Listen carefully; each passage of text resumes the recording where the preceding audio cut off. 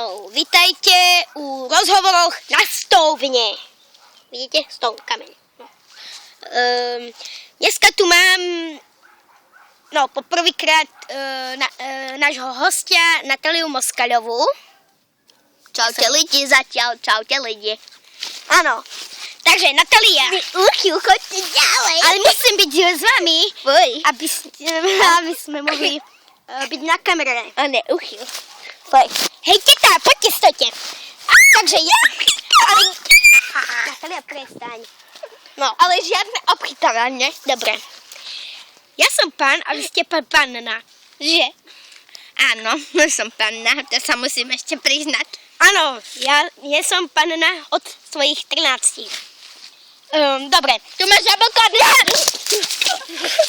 Vy retardovaná krava. Chytli sa do zadok. Upokojte sa. No nič. Vítam tu svoju druhú hostku, pani Pavlínu Kovlanovú. Prosím, príďte ku nám do štúdia. Štúdia Stone. Testuje. Jede mašina, kouří se jí z komína. Strojvůdce si libuje, jak to dobře funguje.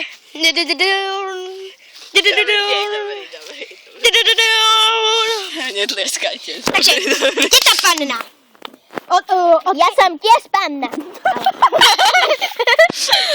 Od koľkých nie ste panna?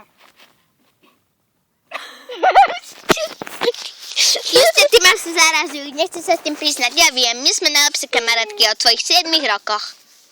Áno, pani. Nie, vlastne od druhých boli na bazéne a viete, jeden chlapec bol trošku asi opitý a vieš, bol tak, ako boli v bazéne, tak sa trošku tak dotkli, viete.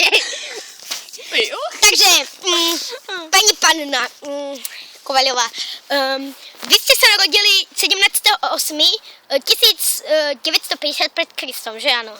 Nie. Aha. No dobre, ja som sa vtedy narodila, presne. Chcem vám povedať, bol to krásny pôrod. Ježiš! Hneď sme mali na druhý deň na raňajky hranolky s vypraženým sírom, bolo to skvelé, v Zemplíne. Áno, takže to bude koniec našeho Rádia Stone! Áno! Svek!